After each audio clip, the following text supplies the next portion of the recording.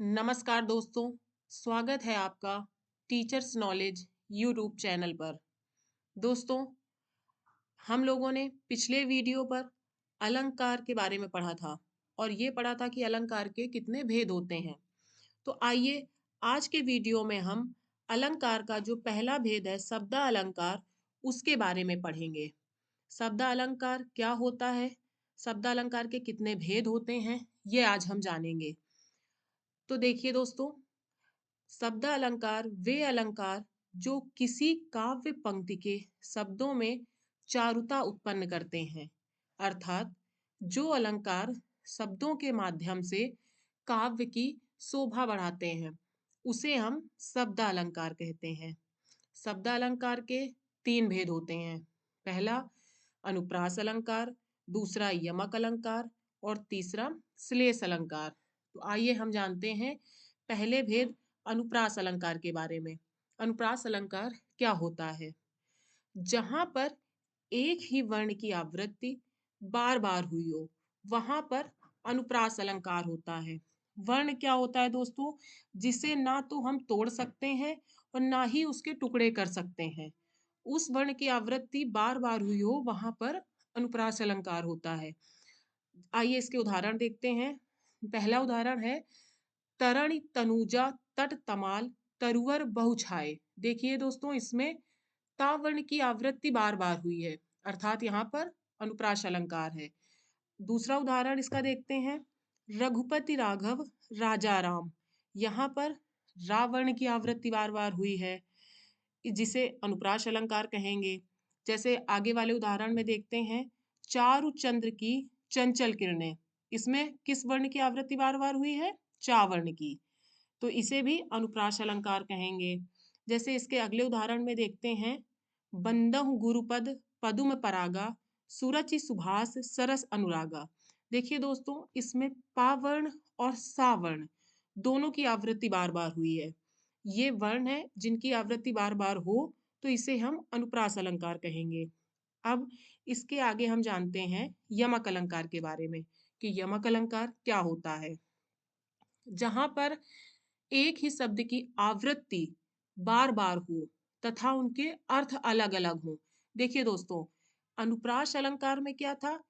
वर्ण की आवृत्ति बार बार हो, वहां पर अनुप्रास अलंकार था। और यमक अलंकार में शब्द की आवृत्ति बार बार हो। यह ध्यान देने वाली बात है कि अनुप्रास में वर्ण की आवृत्ति बार बार और यमक में शब्द की आवृत्ति बार बार हो, और लेकिन इनके अर्थ अलग अलग हों, वहां पर यमक अलंकार होता है। जैसे पहला उदाहरण देखते हैं, काली घटा का घमंड घटा।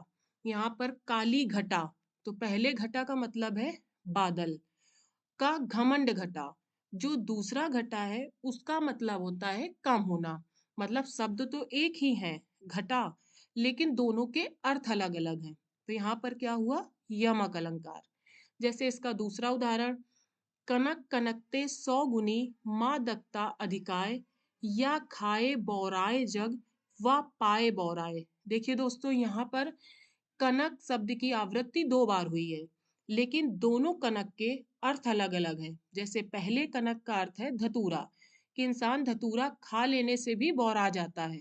और दूसरे कनक का अर्थ है सोना, इंसान को ज्यादा सोना मिल जाने पर भी वह बौरा जाता है। तो यहाँ पर शब्द की आवृत्ति बार बार हुई है। जैसे इसका अगला उदाहरण देखते हैं, तीन बेर खाती थी वे तीन बेर खाती थी। दोस्तों, तीन बेर खाती थी, यहाँ पे पहले बेर का मतलब है तीन बार, मतलब वो तीन बार खाती थी।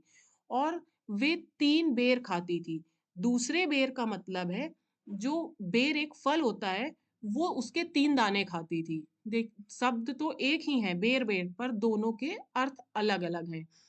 जैसे अगला उदाहरण है, माला फेरत जुग भया गया न मन का फेर कर का मन का डार दे मन का फेर। देखिए दोस्तों, यहाँ पर मन का शब्द की आवृत्ति बार बार हुई है, लेकिन यहाँ पे पहले मन का शब्द का मतलब है मोती और दूसरे मन का शब्द का मतलब है मन। तो इन दोनों, ये दो जो शब्द हैं, इनकी आवृत्ति बार बार हुई है, पर इनके अर्थ अलग अलग हैं, अर्थात यहाँ पर यमक अलंकार होगा। हमारा अगला अलंकार जो है श्लेष अलंकार, वो क्या होता है? श्लेष शब्द का अर्थ होता है चिपकना, जहां एक ही शब्द में कई अर्थ मिले हों, अर्थात कई शब्द अर्थ ध्वनित हों, वहां पर श्लेष अलंकार होता है। मतलब शब्द तो एक ही है पर उसके कई अर्थ निकल रहे हों, वहां पर श्लेष अलंकार होगा। जैसे रहीमन पानी राखिए, बिन पानी सब सून, पानी गए न उबरे, मोती मानुष चून।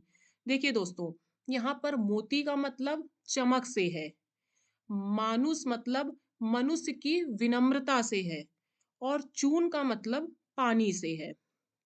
इसका अगला उदाहरण है, चरण धरत चिंता करत, चितवो चारों ओर, सुबरन को खोजत फिरत, कवि व्यभिचारी चोर। कवि के संदर्भ में सुबरन का अर्थ अच्छे शब्द से है, व्यभिचारी के संदर्भ में शुभरन का अर्थ सुंदर स्त्री से है, और चोर के संदर्भ में शुभरन का अर्थ सोना से है। मतलब दोस्तों, शुभरन शब्द एक ही है पर इसके अर्थ अलग अलग निकल रहे हैं, तो यहाँ पर श्लेष अलंकार है। दोस्तों, ये तो थे शब्दालंकार के भेद। अब हम अपने अगले वीडियो में अर्थालंकार और उसके भेद के बारे में पढ़ेंगे।